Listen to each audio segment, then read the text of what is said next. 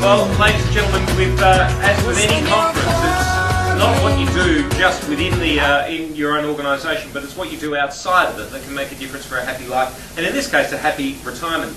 Our next speaker, Anita Fursland, ladies and gentlemen, has spent most of her life working as a radiographer in hospitals all around the world. But in 2005, she changed directions completely and she achieved her certificate for in real estate. And now, when she was over 50, when she actually purchased her first investment property using equity in her family home, and now only after a few short years, she controls close to $3 million worth of property. She's also survived over 30 years of marriage. It's like, honestly, it's like life in prison. You get less for murder, absolutely. Don't you? You do, less for murder, and has also raised 3 daughters and now has 3 grandsons. She's always looking for new opportunities and is transitioning into retirement and spends much of her time helping others to find a passive income to secure theirs. Ladies and gentlemen, to give us an insight on how we might be able to do that, please make welcome Anita Fursland.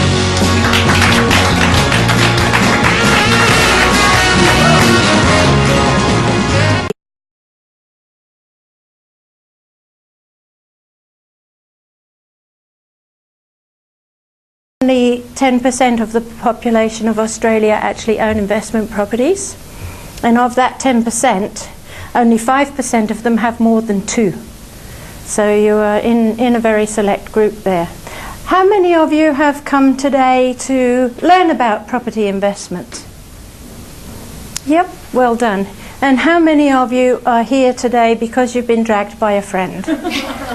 Oh, congratulations to both of you, because to support your mates is one of the most important things in the world, really, to have a good friendship. And what I'd like to ask you to do is to open your minds and listen to what I have to say, because if you only learn one thing today, it won't be a waste of time.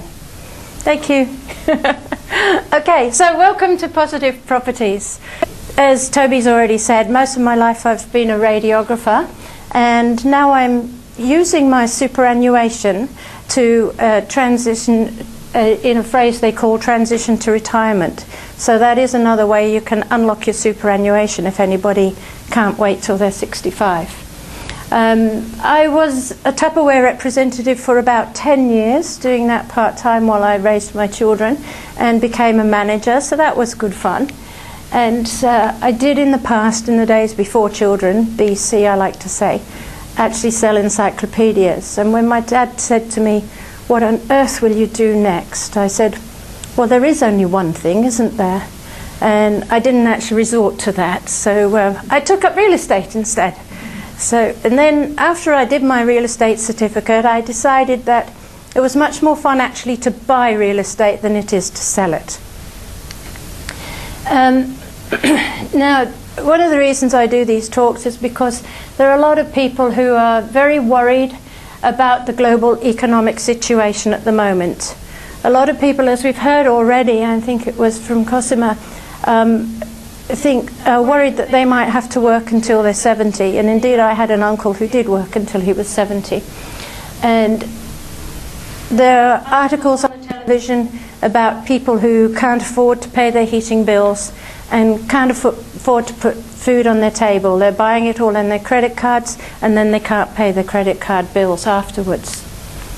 So I thought, oh, that could be me, working until I'm 70, because I discovered that my superannuation just wasn't going to do it for me. I wouldn't have enough to retire on. And working till I'm 70 is just not an option as far as I'm concerned. Actually, I'm really lucky because I don't even look 70. So I decided to go into the real estate because somebody once said, do what you're passionate about.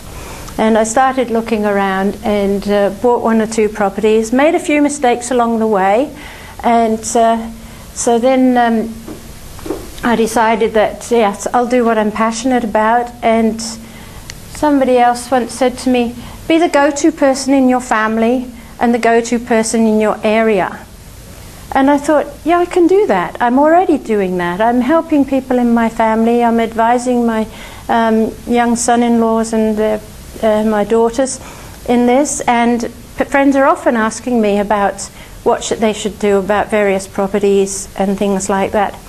And the thing is, as I said before about the one thing that you may learn, sometimes it's just one thing somebody will say to you will change the whole course of your life. Yeah, so getting back to the real estate, in the several years I've been doing real estate now, there's one thing that I have discovered that really surprised me. And as I said, it really, really surprised me. That one's for Toby. There you go. And that was actually how many people don't know the difference between positive and negative gearing. So that's really what I want to talk to you today, ladies and gentlemen, about the difference between positive and negative gearing. Now, in the days when I was young, much younger than today, it used to be the fashion and the mindset to buy negative geared properties because you'd save on tax. And nowadays that seems like such a stupid thing to do. But when I got thinking about it, in those days mortgages were at 16%. Positive geared properties were almost impossible to find. And why would you bother anyway when you could get 14% on your term deposit savings?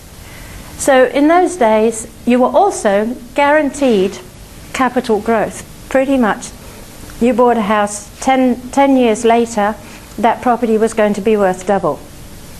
But nowadays it's not quite the same. Mortgages are only 6%. So therefore it's so much easier to find a property that is going to, where the rent is going to cover the mortgage.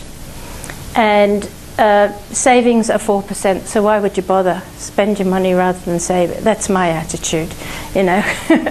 But it is much easier to cover the mortgage with the rents. But you do have to be careful, because you have also to cover your other expenses as well, your stamp duty, land tax, and various other things. So that's why I spend my time looking for positive geared properties that are going to bring you in a weekly cash flow income, a weekly income, so that you can secure your retirement, because I believe that everybody should be able to afford their heating bills. Everybody in retirement should be able to put food on their table, and then some. So my vision is that everybody should have a comfortable and secure retirement, and then some. You know, these grey nomads who are travelling the country now in their camper vans, or maybe even going on a holiday. And if you remember at the beginning of this talk, I did give you a few tips on how to pack your suitcase. So if I had longer to talk to you, I'd tell you about the 5-step system we have for finding these properties and working it out. You have to assess your current situation, assess the areas that you look at, crunch your numbers, be very, very careful to crunch your numbers. And we talk more about property managers and real estate agents, which is why I've done the course. And the last one is don't buy on emotion. You really need to have someone to take that emotion out of it for you. So we're talking about debt. Don't end up broke tomorrow. So if you feel like you're always swimming upstream, take a boat. I'll be down the back later to talk to you, ladies and gentlemen. If you've got any more questions, please feel free to ask me.